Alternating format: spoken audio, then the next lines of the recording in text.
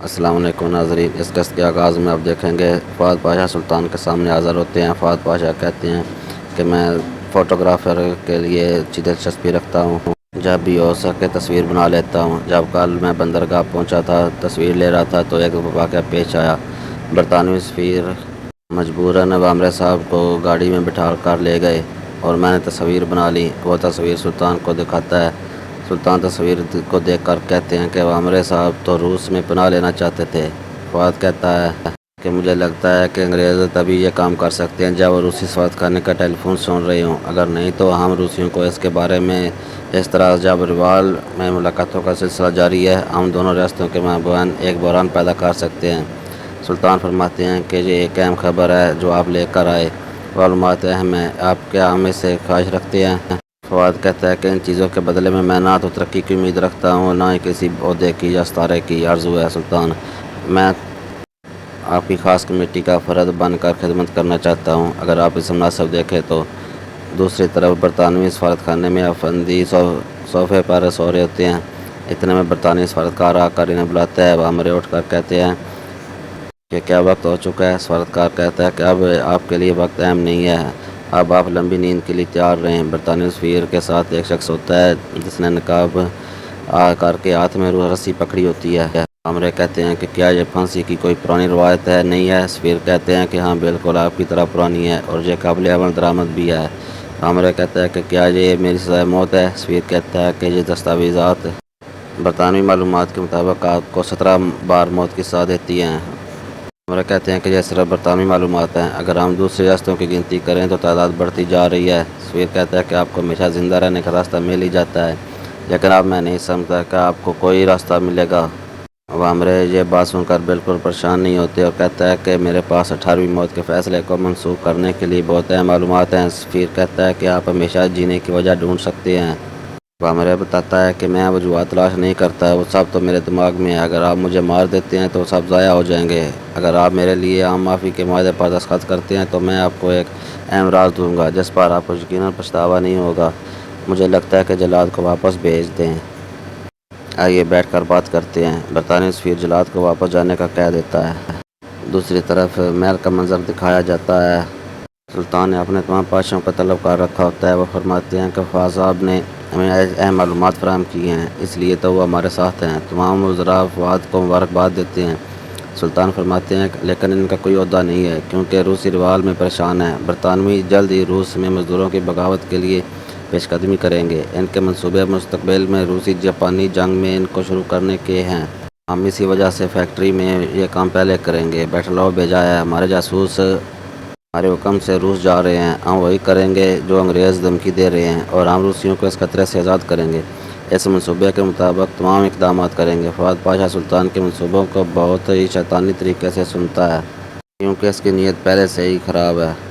دوسری طرف عبدالقادر اور وکٹوریہ کے باپ کے ساتھ ہوتے ہیں۔ وہ کہتے ہیں کہ ہم شرمندہ ہیں۔ وکٹوریہ کا باپ کہتا ہے کہ ہمارا دعوت نامہ قبول کر کے آنے کا آپ کا شکریہ۔ دوسری طرف نعمہ سلطان بھی وکٹوریہ کے ساتھ ہوتی ہیں۔ نعمہ کہتی ہے کہ اگر آپ چاہیں تو ہم کھانے کے بعد نرسری جا سکتے ہیں، یہاں بھی ایسا کیمیا موجود ہے جسے میرے والد نے لگایا تھا۔ وکٹوریہ کا باپ عبدالقادر کو کہتا ہے کہ آپ کے بھائی کو آپ کا بہت اشتیاق ہوگا کیونکہ وہ آپ میں اتنی دلچسپی رکھتے ہیں۔ عبدالقادر کہتے ہیں کہ اس کی فکر صرف میری بات انتظامیوں کے خلاف ہے، وہ کچھ مسئلے کی وجہ سے میرے والد سے نہیں مل سکتا۔ اس کے بعد عبدالقادر دوبارہ وکٹوریہ کے باپ کے ساتھ جوا کھیلنا دکھائی دیتا ہے۔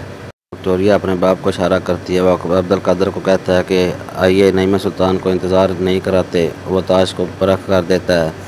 مجھے ڈر ہے کہ عبدالقادر کو اس میز پر شکست ہوئی، میرے والد تو بہت سے کارڈ اچھے کھیلتے ہیں۔ عبدالقادر کہتا ہے کہ آپ غلط ہیں اور کارڈ شو کرا دیتے ہیں۔ نعمہ کھڑی ہو کر کہتی ہے کہ عبدالقادر آپ جیت چکے ہیں۔ وکٹوریہ کا والد کھڑے ہو کر کہتا ہے کہ تب میں اپنے ساتھی کو مبارکباد پیش کرتا ہوں۔ وکٹوریہ کہتی ہے کہ میرے والد کو پہلی بار ہارنے ہم آپ کو جیتتا ہوا دیکھ رہے ہیں۔ وہ ایک مرتبہ پھر عبدالقادر کے سامنے ہاتھ بڑھاتی ہے جسے عبدالقادر پکڑ لیتے ہیں۔ اصل میں وہ عبدالقادر کو اپنے جال میں پھنسا رہی ہوتی ہے اور یہی تو عبدالقادر کی کمزوری ہے۔ دوسری طرف سلطان روسی سفارتکار کو کہتے ہیں کہ آپ نے عامر صاحب کو روسی جہاز پر سوار کرنے کے لیے بھیجا تھا، تاہم برطانوی سفارت خانے کے اہلکاروں نے اس کا راستہ منقطع کر دیا۔ اور اسے پکڑ لیا۔ روسی سفیر کہتا ہے کہ اگر ہم جانتے کہ ایسا ہوگا تو ہم اس سے بڑا اقدام اٹھاتے۔ سلطان کہتے ہیں کون جانتا تھا کہ آپ عامر صاحب کو اس جہاز پر لے کر جائیں گے؟ روسی سفارتکار کہتا ہے کہ صرف وفادار سفارت خانے کے اہلکار جانتے تھے۔ سلطان فرماتے ہیں کہ برطانوی سفارت خانے میں آئے لوگوں کا کیا خیال ہے؟ آپ کے خیال میں انہیں کیسے معلوم کہ اس وقت وہ عامر صاحب جہاز پر آ رہا ہے؟ روسی سفارتکار کہتا ہے کہ مجھے تو نہیں معلوم، وقت نہیں جانتا۔ دوسری طرف برطانوی سفارتکار فواد کے پاس جاتا ہے۔ فواد کہتا ہے کہ آپ عبدالحمید کو اپنی پیشکش جمع کروائیں۔ آپ ریل کی تعمیر میں انگریزوں کے تجربے کے بارے میں بات کریں گے، آپ اسے روسیوں سے تیز اور سستا کر سکتے ہیں۔ سفیر کہتا ہے کہ یقیناً یہی بات ہے، لیکن میرے خیال سے عبدالحمید نے روسیوں کو نوکری دینے کی وجہ سے سیاست کی تھی۔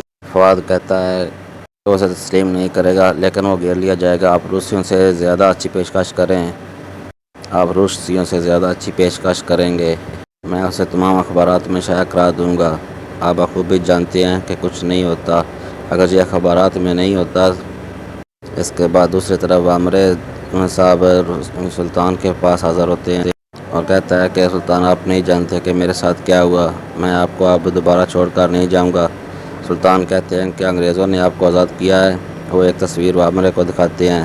عامر دیکھ کر کہتا ہے کہ جی میرے سلطان برطانوی سفارت خانے سے آ رہا ہوں۔ سلطان کہتے ہیں کہ انہوں نے آپ کو کیوں جانے دیا؟ عامر بتاتے ہیں کہ میرے پاس روسی سفارت خانے کی دستاویزات تھیں۔ سلطان کہتے ہیں کہ رکو عامر، اگر آپ کو تکلیف ہو تو آپ کو حقیقت کے سامنے جھوٹ نہیں بولنا چاہیے۔ آپ کو جھوٹ کی تکلیف ہے تو آپ کا علاج نہیں کیا جا سکتا۔ عامر سلطان کی بات کو سمجھ لیتا ہے اور کہتا ہے کہ میں نے انگریزوں سے کہا ہے کہ معلومات جان دیتا ہوں، لیکن یقیناً کبھی بھی ایسا کچھ نہیں کروں گا۔ سلطان کہتے ہیں عامر آپ خوف سے جی رہے ہیں۔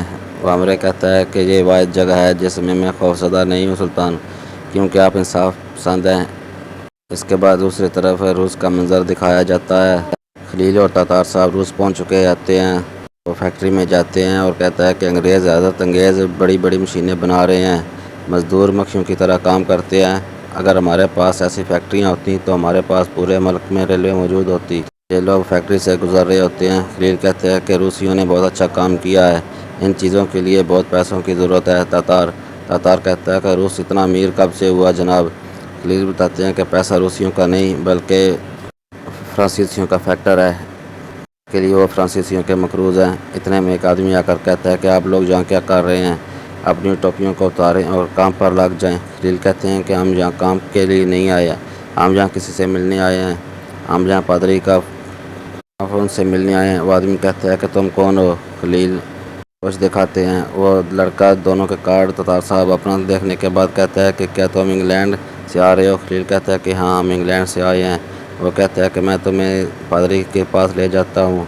دوسری طرف رمضان تو زندہ بچ جاتی ہے، لیکن وہ رو رہی ہوتی ہے۔ وہ مسلم کو کہتی ہے کہ اب ہم ایک دوسرے کو کبھی نہیں چھوڑیں گے، اب آپ کبھی بھی مجھے جانے نہ دینا۔ لیکن یہ کہتے ہوئے رمضان سلیم کو نہیں دیکھ سکتی۔ سلیم کہتا ہے کہ آپ ٹھیک ہو جائیں، ہم ایک دوسرے بعد میں بات کریں گے۔ اس کے بعد دوبارہ روس کا منظر دکھایا جاتا ہے۔ لڑکا لے کر خلیل کو پادری کے پاس پہنچتا ہے۔ خلیل پوچھتا ہے کہ کیا پادری جہاں آئے گا؟ لڑکا بتاتا ہے کہ ہاں وہ جلد ہی جہاں آئیں گے۔ اتنے میں لڑکا سریا اٹھا کر ایک کارڈ پر مارتا ہے۔ خلیل کہتا ہے کہ تم کیا کر رہے ہو؟ لڑکا کہتا ہے کہ تمہیں کیا لگا کہ مجھے پتہ نہیں چلے گا؟ تم جاسوس ہو۔ اتنے میں بہت سے نقاب پوش لڑکے وہاں ڈنڈے لے کر پہنچ جاتے ہیں۔ تاتار کہتا ہے کہ پینٹلز تم بہت ہوشیار ہو۔ لڑکا اپنے ساتھیوں کو کہتا ہے کہ ان پر حملہ کر دو، لیکن خالد اور تاتار تو بہت زیادہ ٹرینڈ ہوتے ہیں، وہ پلک جھپکتے ہی تمام لڑکوں کا صفایا کر دیتے ہیں۔ ایک لڑکا تاتار کو مارا پلا ہوتا ہے کہ اوپر سے خلیل خالد بدت کو پہنچتے ہیں، تھوڑے سے اس کا سر پھوڑ دیتے ہیں۔ اس طرح سے دونوں بچ جاتے ہیں۔ خلیل لڑکے کو پکڑ کر سزا دے رہے ہوتے ہیں۔ وہ کہتا ہے کہ تم سمجھتے ہو کہ ہم جاسوس ہیں، لیکن تم نہیں دے سکتے، ہم ترک جاسوس ہیں، گدھے انسان، کیا تم ہمیں دو لوہے کی سلاخوں سے پیٹ سکتے تھے؟ اس کے بعد خلیل اس لڑکے کا بھی کام تمام کر دیتے ہیں۔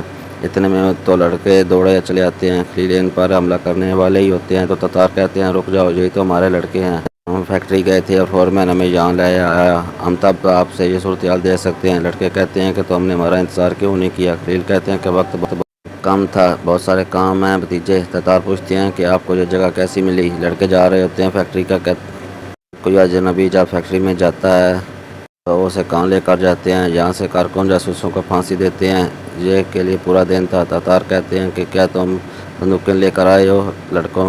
لڑکے بندوقوں کی جگہ پر تو تلواریں دیتے ہیں۔ خلیل تلوار کو نکال کر کہتے ہیں کہ تمہیں یہ پسند نہیں آیا؟ تتار کہتے ہیں کیا تم مجھے تلواریں دینے کے لیے یہاں آئے تھے؟ لڑکے بتاتے ہیں کہ یہاں کسی کے پاس بھی بندوقیں نہیں ہیں۔ خلیل کہتا ہے کہ تتار 1000 سال سے ہم نے اس تلوار سے ہی تو دنیا کو فتح کیا ہے، پریشان نہ ہو، ہم پھر کر لیں گے۔ لڑکے بتاتے ہیں کہ پادری تو کارکنوں کی تحریک کے رہنما ہیں، اس سے ملنا بہت مشکل ہے، اگر اسے یقین ہے کہ آپ کوئی نقصان نہیں پہنچائیں گے تو وہ آپ سے مل سکتا ہے، اگر وہ آپ پر بھروسہ کرتا ہے تو آپ اس سے بھی بات کر سکتے ہیں۔ خلیل کہتے ہیں کہ ہمارے پاس ایک دستاویز ہے جس پر وہ اعتماد کریں گے۔ خلیل دستاویزات لڑکوں کو دیتے ہیں۔ لڑکا دستاویز دیکھ کر کہتا ہے کہ ان کا کہنا ہے کہ یہ خارجہ دفتر سے ہے اور یہ کام کر جائے گا، ہمارے ساتھ ہوگا، وہ تو آپ کو رہنے کی جگہ پر لے کر جائے گا، انٹرویو کے بعد وہ آپ کو پادری کے پاس لے جائے گا۔ خلیل کہتے ہیں کہ چلو ٹھیک ہے۔ اس کے بعد دوسری طرف پائے تخت میں فہد پاشا برطانوی سفیر کو خرابی بتاتا ہے کہ انگریز بڑی خواہش کے ساتھ ریلوے کا ٹینڈر چاہتے ہیں، اگرچہ برطانوی پیشکش روسیوں کی نسبت سے بہتر ہے۔ عبدالقادر نعمانی ضد کے ساتھ روسیوں کو ٹینڈر دینے پر اصرار کرتے ہیں، ریاست کو نقصان پہنچانا چاہتے ہیں۔ رابی یہ خط پڑھ کر فہد کو سناتا ہے۔ فہد کہتا ہے کہ یہ خبر ہمارے پاس موجود تمام اخبارات میں شائع ہوگی، فوری طور پر پرنٹ کروا دیں۔ دوسری طرف سلطان کچھ دستاویزات کو دیکھ رہے ہوتے ہیں، اتنے میں ان کے ناک سے خون نکل کر دستاویز پر گرتا ہے، وہ جلدی سے رومال سے ناک کو پونچھنے لگتے ہیں۔ سلطان اپنی اس بیماری کو راز رکھتے ہیں، اتنے میں بیدار آ جاتی ہے، سلطان رومال کو چھپا لیتے ہیں۔ بیدار کہتی ہے کہ سلطان امی صاحب کی حالت بہتر ہو رہی ہے، میں آپ کو بتانا چاہتی تھی۔ سلطان کہتا ہے کہ اللہ کا شکر ہے۔ بیدار سلطان کو دیکھ کر کہتی ہے کہ آپ کی صحت تو مجھے ٹھیک نہیں لگ رہی، کہیں آپ تو نہیں ہیں سلطان، بیمار تو نہیں؟ سلطان کہتا ہے کہ نہیں، میں بیمار نہیں ہوں سلطانہ، آپ فکر نہ کریں۔ بیدار سلطان کے ہاتھوں پہ ہاتھ رکھتی ہے تو کہتی ہے کہ آپ کے ہاتھ تو بہت ٹھنڈے ہیں، یہ ڈاکٹروں کے پاس چلتے ہیں، معائنہ کرواتے ہیں۔ سلطانہ آپ تو مجھے بیمار کروا کر رہیں گی، ڈاکٹروں کی دوائیاں، سینکڑوں جڑی بوٹیوں سے آپ کا میری طرف دیکھنا زیادہ بہتر ہے۔ اور اس طرح سے ناظرین اس قسط کا یہاں پر اختتام ہو جاتا ہے۔